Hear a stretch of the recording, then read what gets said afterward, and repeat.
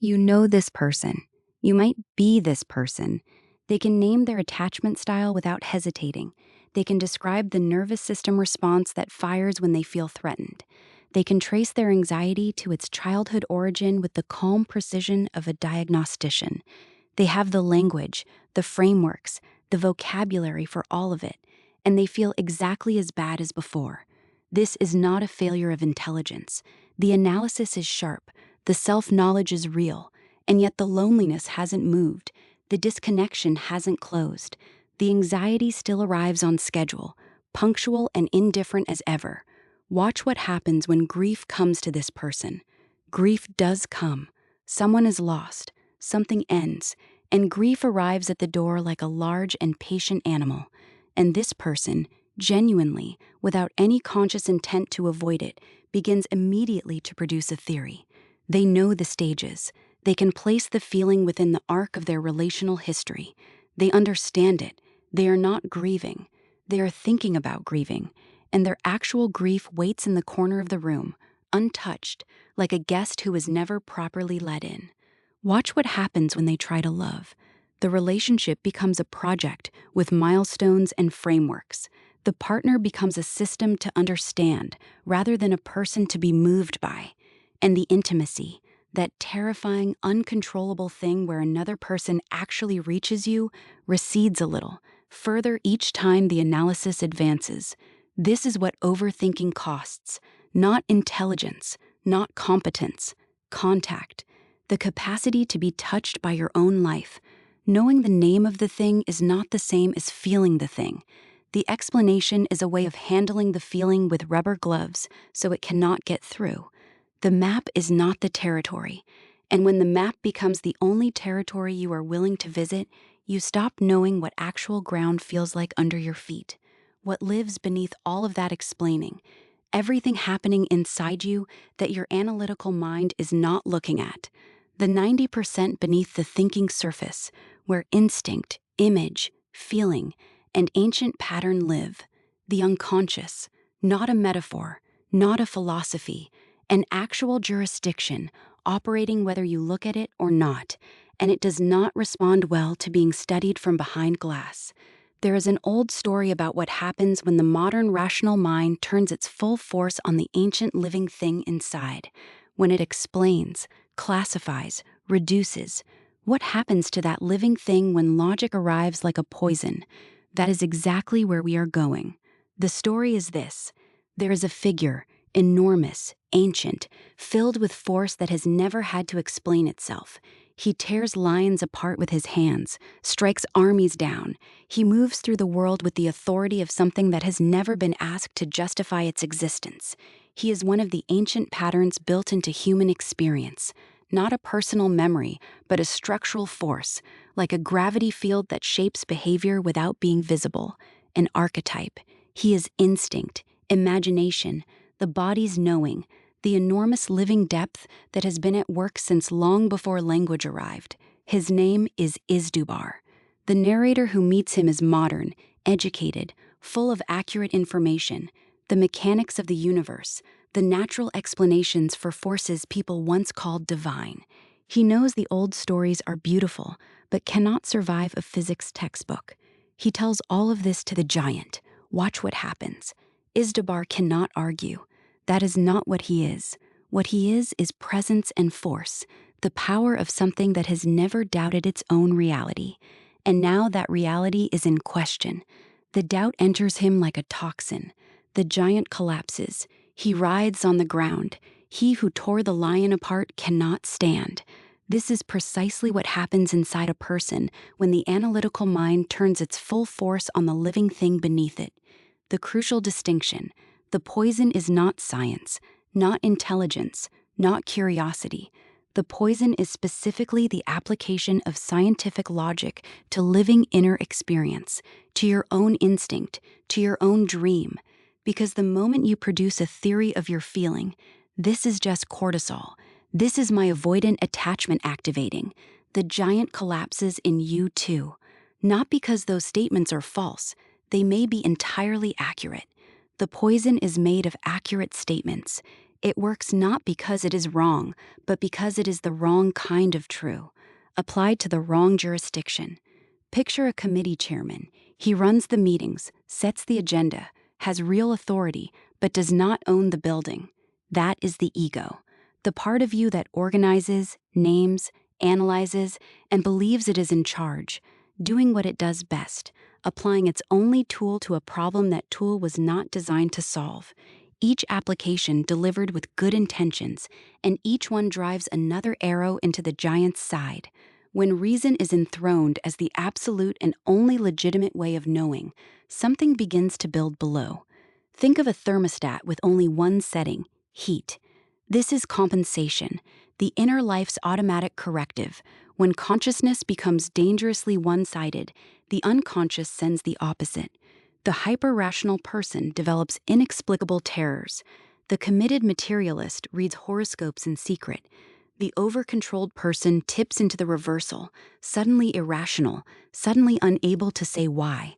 Not hypocrisy, the automatic pressure of what was excluded trying to get back through whatever cracks are available.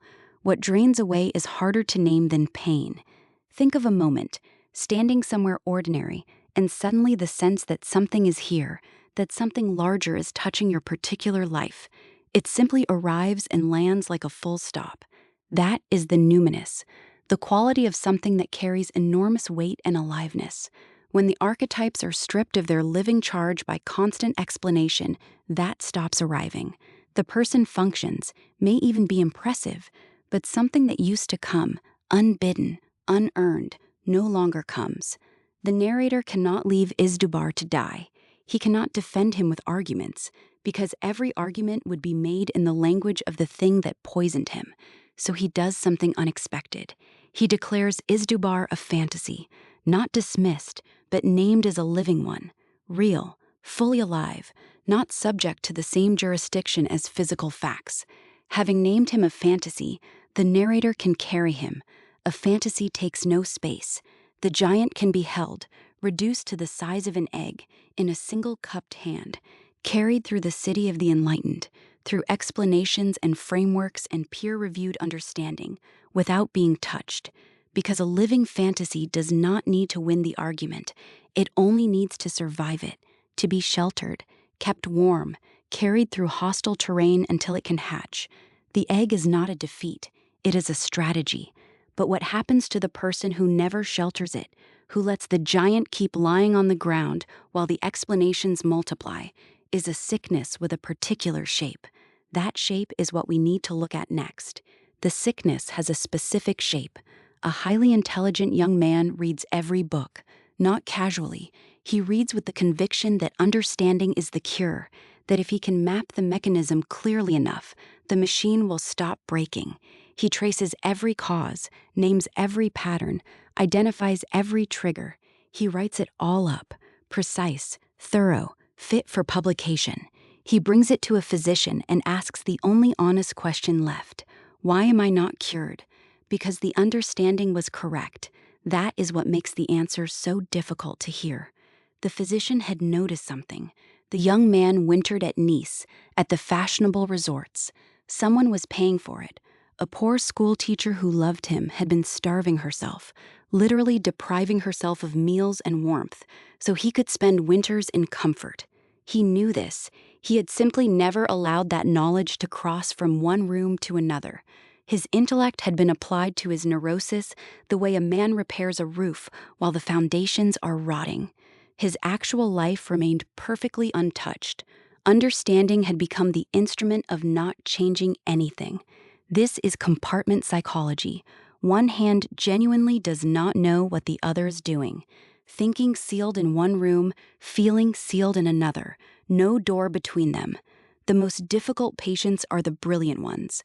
A person can describe their pattern of emotional withdrawal in precise clinical language and still vanish from every relationship that asks something real. They explain the rupture in exquisite detail, while the person across the table is still bleeding. An intellect not subject to the discipline of feeling is not intelligence. It is elaborate avoidance wearing intelligence's clothes. When thinking is elevated as the only valid mode of knowing, 3/4 of the inner life goes underground. Not just feeling, sensation, intuition, the body's knowledge, the dream, the image that arrives at 3 in the morning carrying weight that refuses to be explained. A person who has identified exclusively with rational thought is, in a precise and literal sense, 3/4 estranged from themselves.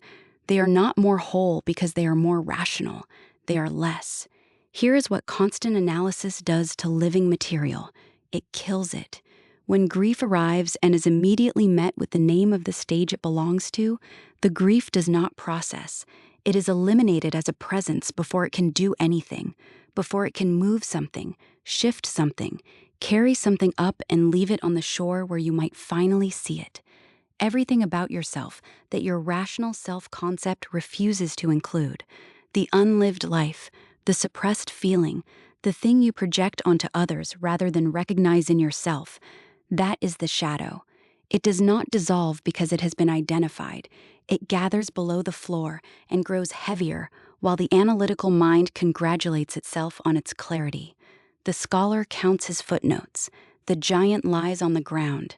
Then something withdraws, not on schedule, not as punishment. The spirit of the depths simply removes its cooperation. The joy of explaining goes first. Then the warmth drains from the frameworks. The theories continue to function.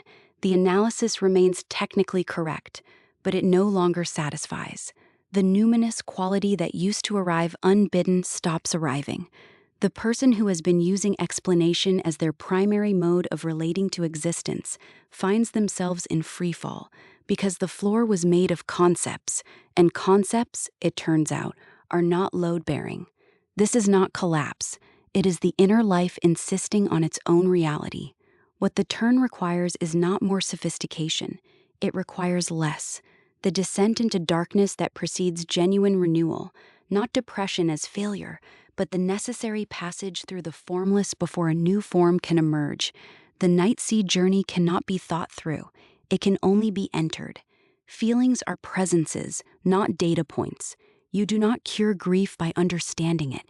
You cure it by grieving. You do not cure grief by theorizing your relational patterns. You cure it by allowing yourself to be known. There is a cook in an old story who reads a small black book and has no theories at all. She prays with it in the evenings. Her mother died with it in her hands. And inside that book, a single line, "Trust mercy more than your own wisdom." That is the intuitive method, the recognition that there is a knowing which precedes the analytical framework, present before explanation arrived, still there after it exhausts itself. The old woman on the mountain path who shows the lost traveler the way does not argue her credentials. She simply knows where the path goes.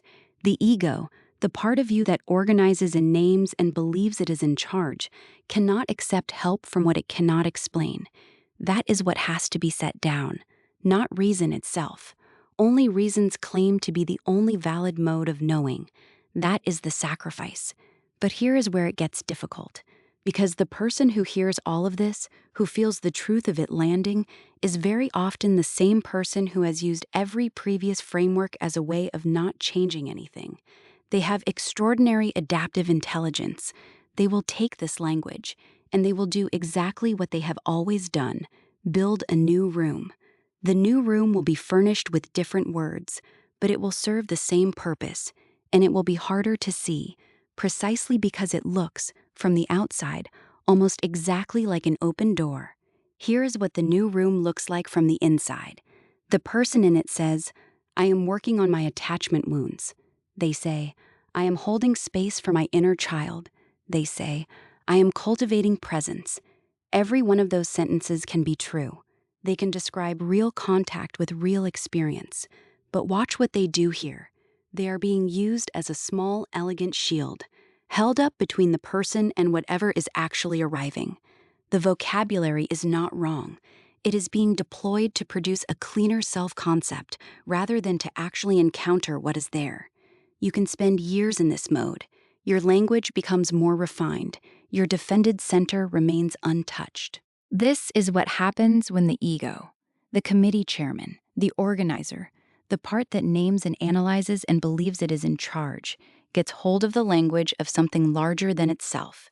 When it discovers that the vocabulary of depth is available and harder to argue with than the old vocabulary of pure analysis. So it uses it, not out of bad faith. It is doing what it does, organizing, filing, managing. What it has not done, what it cannot do alone, is actually contact what that language is supposed to describe. There is something the ego serves when it is healthy and tries to replace when it is inflated. Not the ego, not the analyzed self-concept. The larger organizing intelligence of the whole inner life, the thing you were trying to name when you went looking with all your frameworks. Call it the self. And inflation is the word for precisely what happens in the new room. Inflation is the moment when you mistake the energy you are carrying for energy you have generated, when you think you are the source of something that was always much larger than you. The person who has done their work and is now spiritually self-sufficient, who no longer needs to be surprised, who has organized even the 90% beneath the thinking surface into a system they can manage and report on. That person has not become more whole. They have become more defended, with better decoration. Here is how you tell the difference. Genuine inner encounter is always uncomfortable. It does not produce a cleaner self-concept. It produces confusion, disorientation, the encounter with something that does not fit your story. A person who comes out of genuine inner work is more uncertain, not less, more permeable. The test is not how well you can describe your process. The test is simpler. Does this still surprise you? Does it still cost you something? Is something you cannot control still happening? If the answer is no, if everything that arises has been anticipated, filed, and met with appropriate language, then the giant is still on the ground.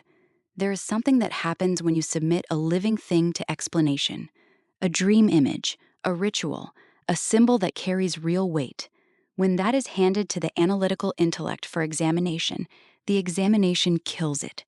Not because analysis is wrong, because the sacred is not subject to reason's jurisdiction.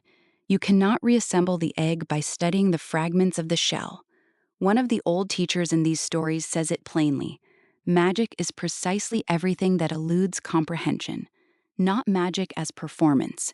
Magic as the capacity to remain inside the incomprehensible without destroying it by reaching for the clipboard. It cannot be taught. It cannot be learned. It requires the voluntary surrender of reason's insistence on being the last word, not the elimination of reason, only reason's claim to hold every key.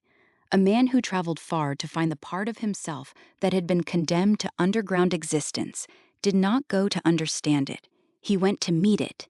The price of his rationality, he found, had been his vitality.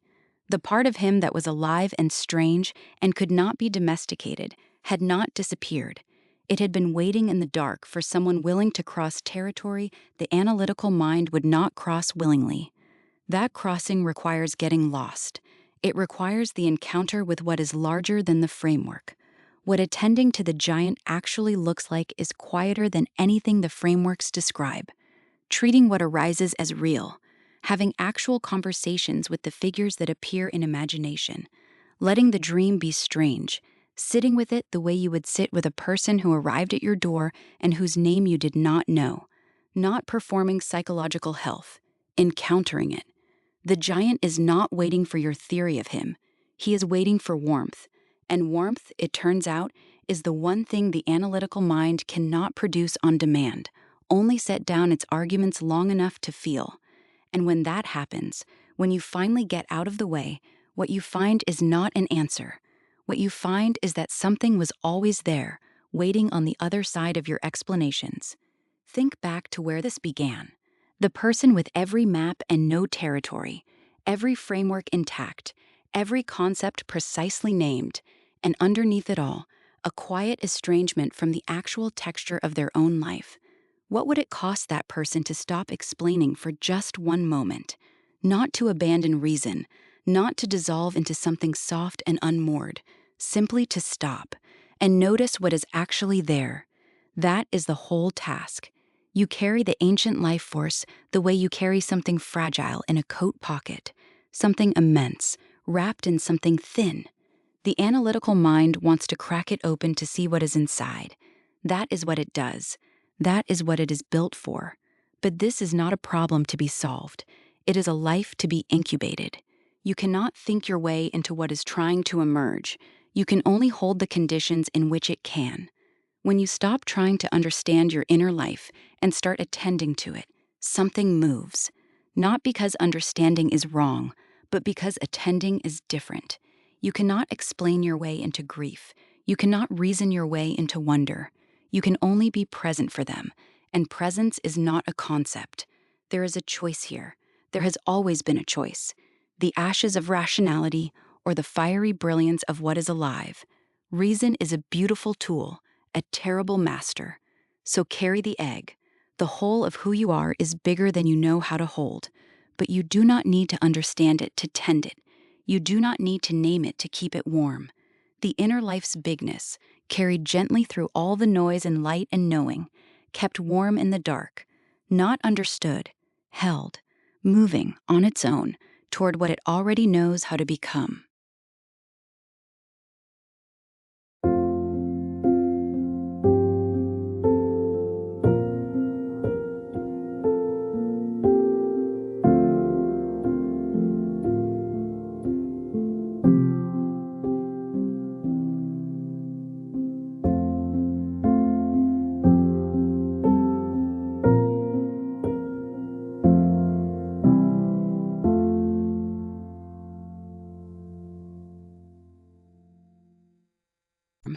The inner life's bigness, carried gently through all the noise and light and knowing, kept warm in the dark, not understood, held, moving on its own toward what it already knows how to become.